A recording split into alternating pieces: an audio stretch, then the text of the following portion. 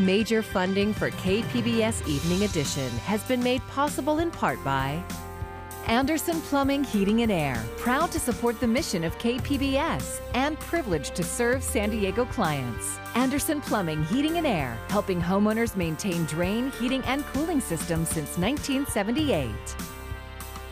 And by the Conrad Prebys Foundation, Darlene Marco Shiley, and by the following.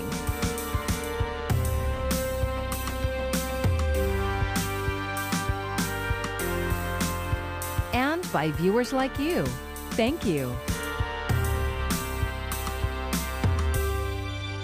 Good evening. It's Tuesday, March 9th. Thanks for joining us. I'm Maya Trabulsi. Hundreds of millions of dollars will be coming to the San Diego region as part of the $1.9 trillion aid package Congress is on the verge of passing.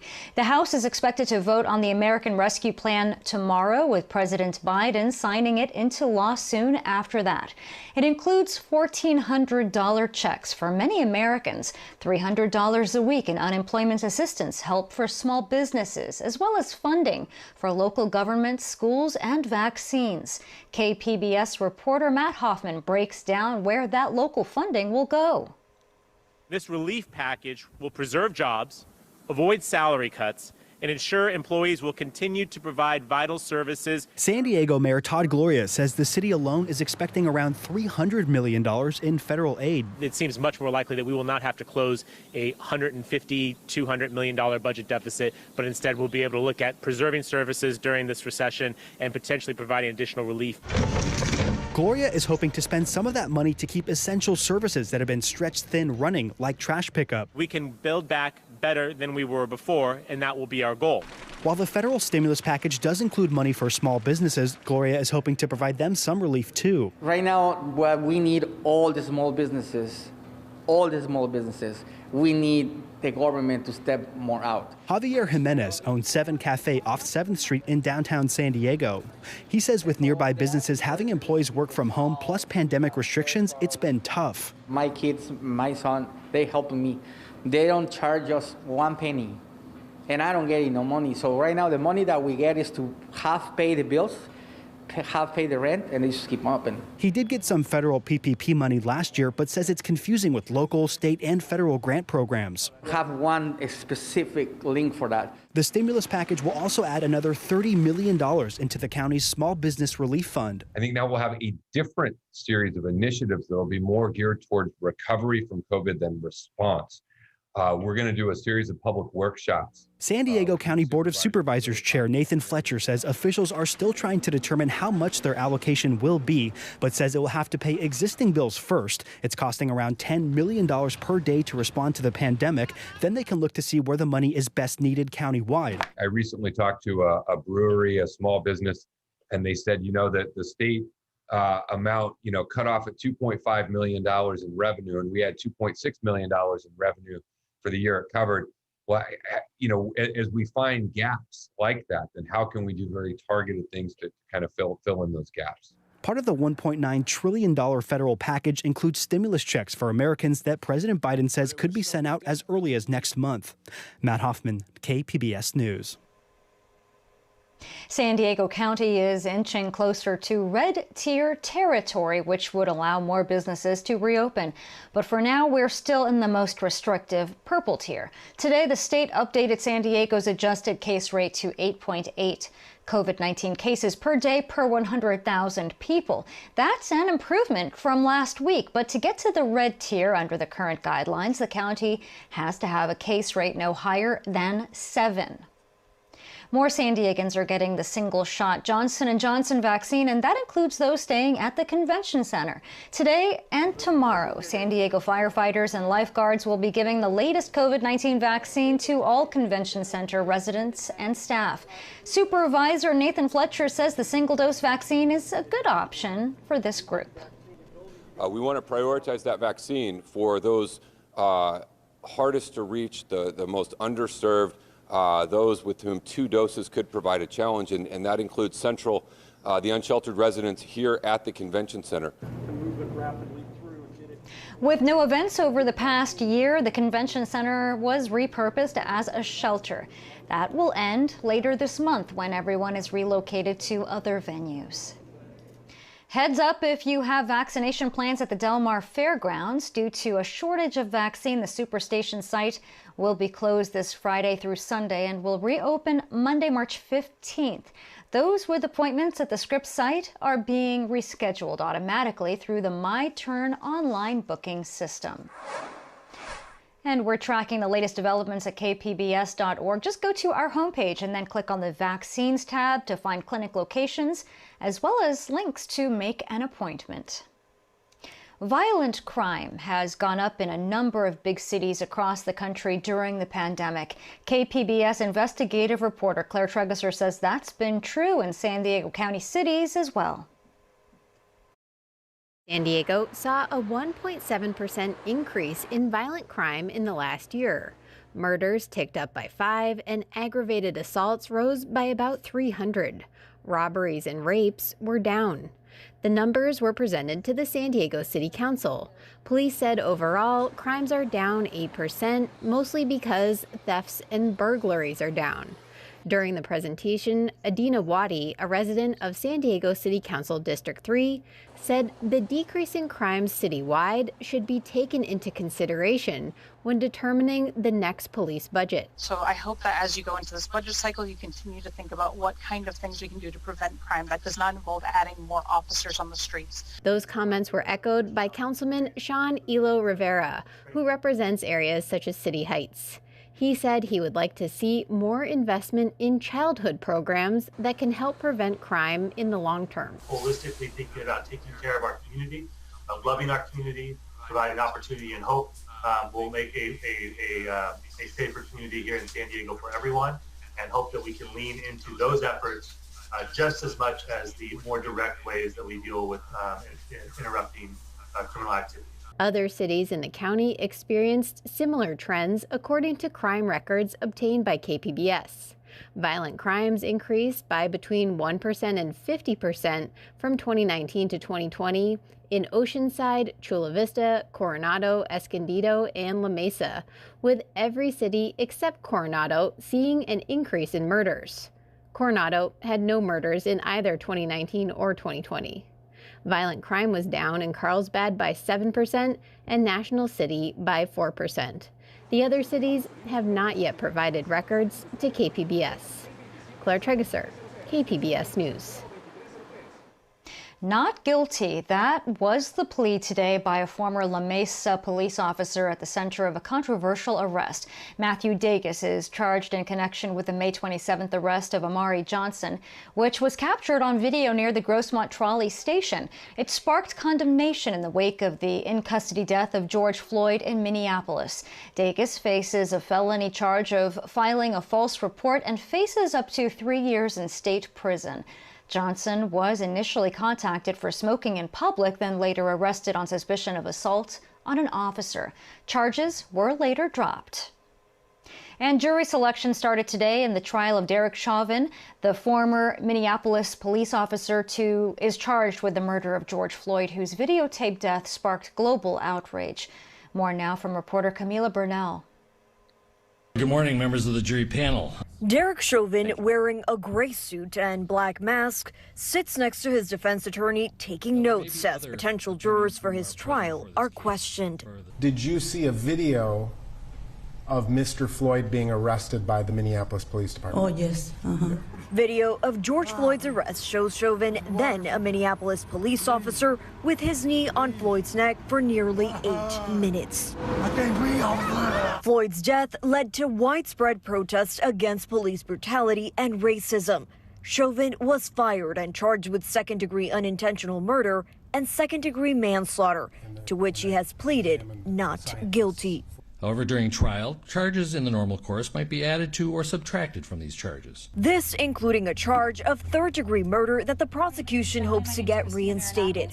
The defense filing a petition with the state Supreme Court to keep the current charges. But as higher courts work through the charges, the trial judge and lawyers attempt to find impartial jurors. I don't know that I can promise impartiality. I'm going to excuse you from this case. You made a decision already. Yes. You are released from your jury service. 12 jurors and 4 alternates need to be seated before the trial begins. Juror number 2, you will be on this jury. Camila Bernal, KPBS News. Governor Gavin Newsom will deliver his State of the State tonight. Critics say it could be his most important speech of his political life as he faces a possible recall. Newsom will lay out how he plans to deal with the pandemic, vaccinations, and getting schools and businesses fully reopened, as well as getting the state's economy rolling again. Recall organizers say they've gathered the 1.5 million signatures needed to force a vote likely later this year.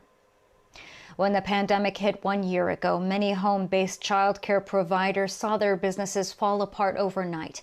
KPBS reporter Max Rivlin-Nadler shows us how childcare providers in City Heights are staying in business and, in some cases, thriving.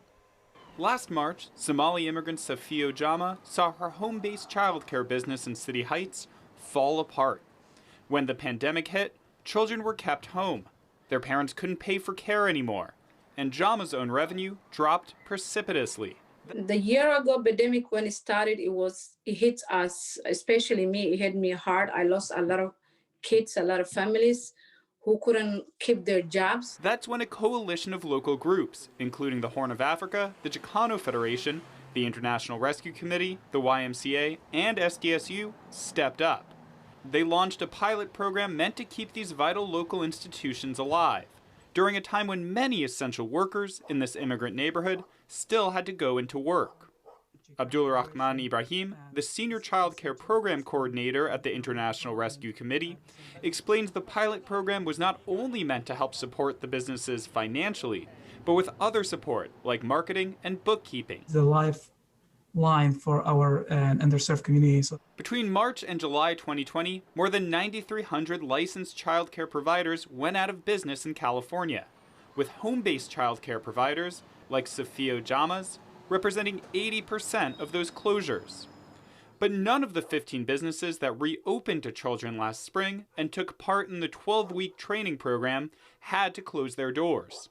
Some even increased their revenues and enrollment from before the pandemic. Safiya Jama now has a waiting list.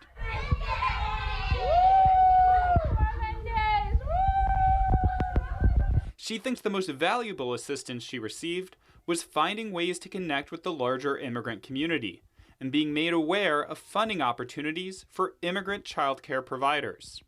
They send us, email us, let us know what is coming our way, where we can apply, how we can make big our business, all the grants coming up. Max Rivlin-Nadler, KPBS News. The Padres are having to play a wait-and-see game when it comes to fans returning to Petco Park. Today, team officials unveiled hopeful plans to get approximately 20 to 25% of Friar faithfuls back in the seats. A lot depends on what tier the county is in at the time of ball games. Season ticket holders will get the first crack at which games they want to attend, and their seats will be based on tenure and the type of membership that they have. We may start with reduced capacity of 20-25%, that will likely and hopefully increase and maybe even towards the back half of the season get to something that's closer to full capacity, including for the postseason. Fans will be seated in pods of no more than 6 people and 6 feet apart with masks required. Opening day is April 1st. Today, the San Diego City Council voted to create a new climate equity fund. KPBS Metro reporter Andrew Bowen says it's meant to lift up disadvantaged communities.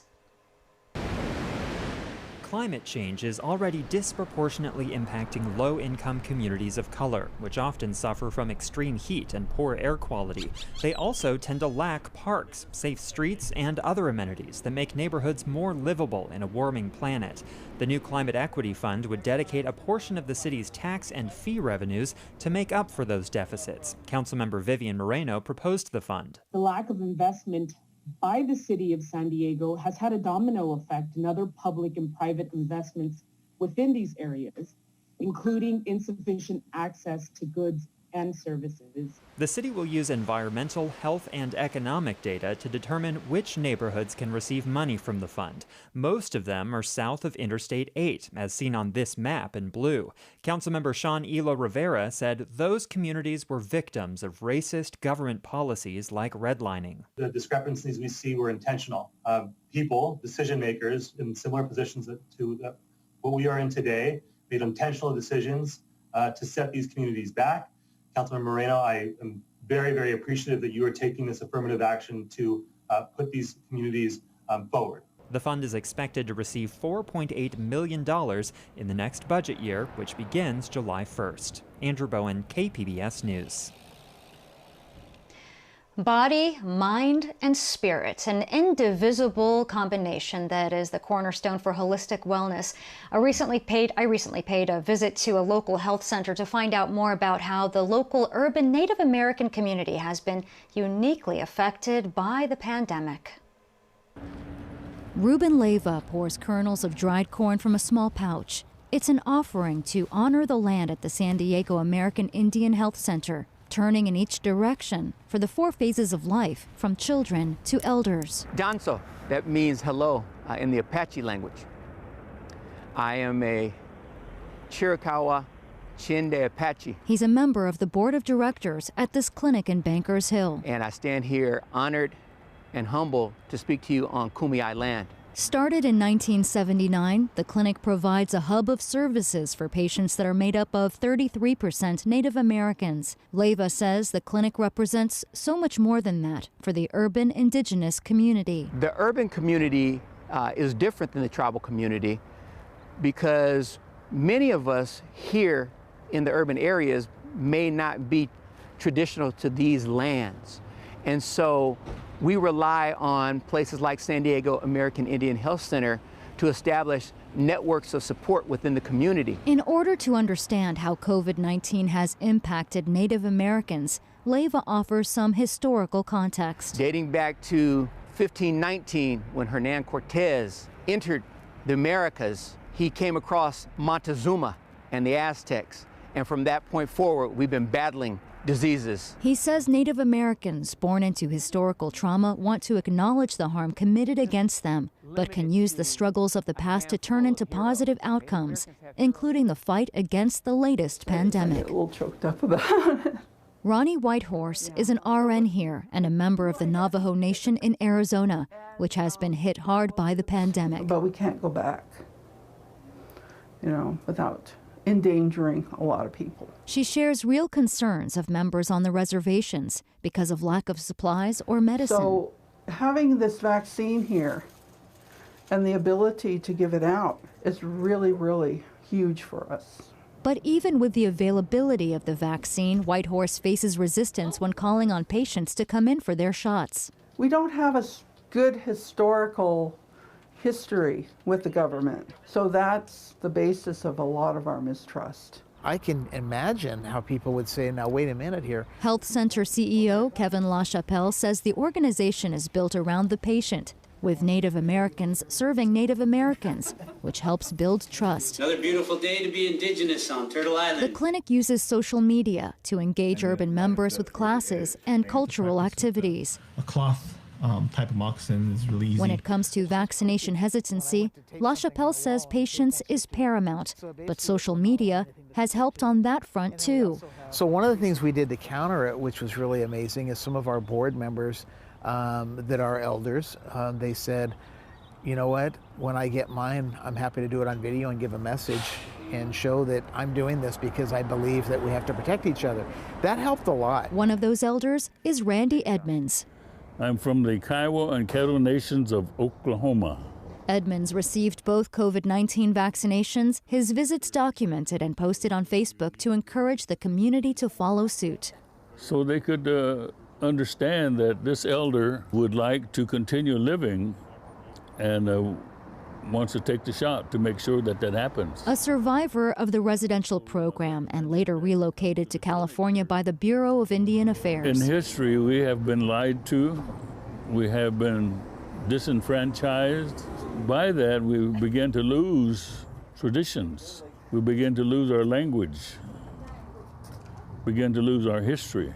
Losing history is something this tight-knit community faces again, this time as a side effect of the pandemic. Edmonds, a celebrated gourd dancer, sits beneath a colorful mural created of his image in traditional regalia, a reminder of the pre-pandemic days of singing, dancing, and socializing at powwows. And that's how we stay together as Indian people. We don't have a community like the African Americans do, the Hispanics, the Asians. You know, they all have their little communities where they live.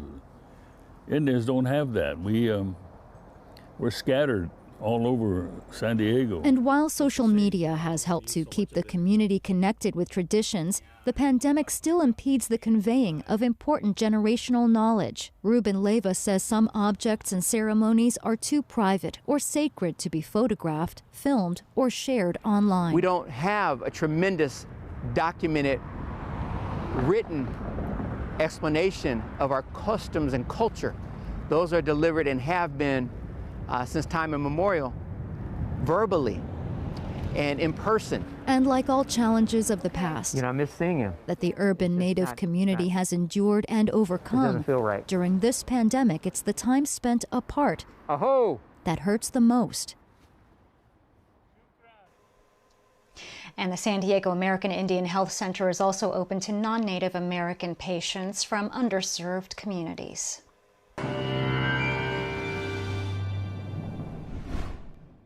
Cold Pacific storm will be with us for the next couple of days. Expect showers, some thunder, cool temperatures, and low snow levels. Here comes the storm. That will give us some beneficial rain. Along the coast, we could see close to an inch of rain. And up in the mountains, the snow will be heavy. There will be travel disruptions. Winter storm warnings are now in effect in the mountains. Snowfall amounts will be substantial. There you can see some of the numbers here, 10 to 15, Big Bear Lake, Palomar, down to Mount Laguna. Julian looking at 3 to 6 inches of snow. And the winds will be strong right through Wednesday evening here in the deserts. Wind advisories are in effect. It's cool tonight. Starting to see a few showers develop. Temperature drops down to 31. Mount Laguna and El Cajon, 47. Ramon is down to 40. Wednesday will be a cool day. Temperatures well below average. We'll see showers and thunderstorms as our cold storm moves in. We'll be dodging the showers and thunderstorms during the day, and in the mountains, snow could be down as low as 3,000 feet. Looking at the temperatures, cool 50s, widespread. San Diego hits 61, Borrego Springs hits 62. Stays quite cool here to Thursday, well below average temperatures, more showers, and perhaps a few passing thunderstorms into the day on Thursday with some more snow showers in the mountains. So as we take a look at our weather, looking at wet, cool conditions, showers and thunderstorms, and breezy. The weekend, though, will be dry and a little bit milder. Inland sections, showers, thunderstorms, cool temperatures, maybe a shower into Friday. And as we take you up in the mountains, get ready for some snow, and there will be troubles at the mountain passes here. Looks like some improving weather over the weekend. And in the deserts, a few showers, cool temperatures, and then a nice warm-up on Sunday. And for KPBS News, I'm meteorologist Mark Mancuso. The happiest place on earth could be welcoming guests back by late April. Walt Disney Company CEO announced today more than 10,000 furloughed employees are returning to work for training on new safety standards. Orange County is currently the most restrictive purple tier, but could move to the red tier next week. And that would allow Disneyland and Disney California Adventure Park to open at 15% capacity. For many, spring break is a time to relax, maybe take a vacation, but there's continued concern about COVID-19 and how this break could cause another surge around the U.S. Mandy Gaither with more on spring break guidance from the CDC.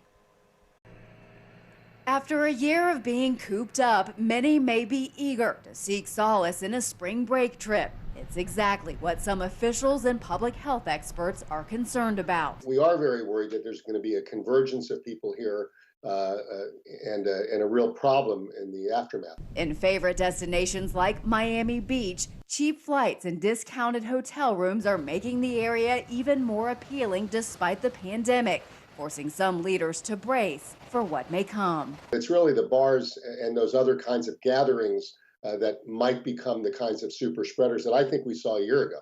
The CDC has made its position clear. Avoid travel, crowds, and poorly ventilated spaces. The agency says travel increases your chance of getting and spreading COVID-19 and recommends staying home to stay safe.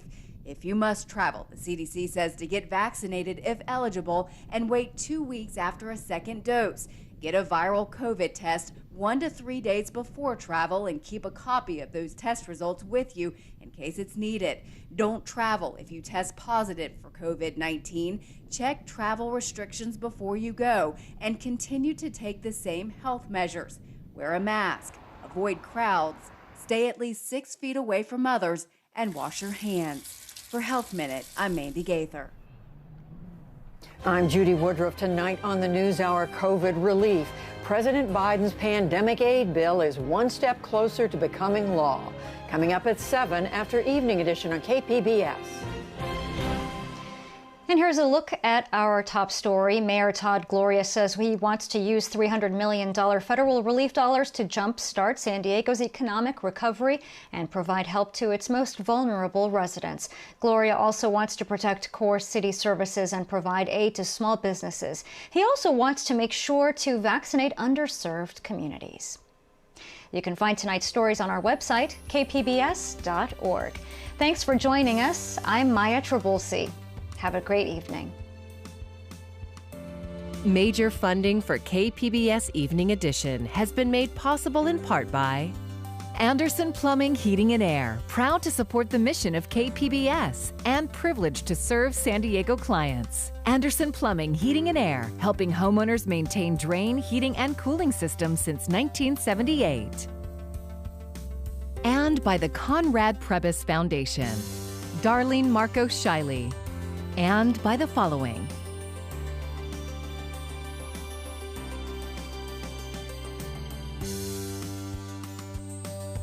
And by viewers like you. Thank you.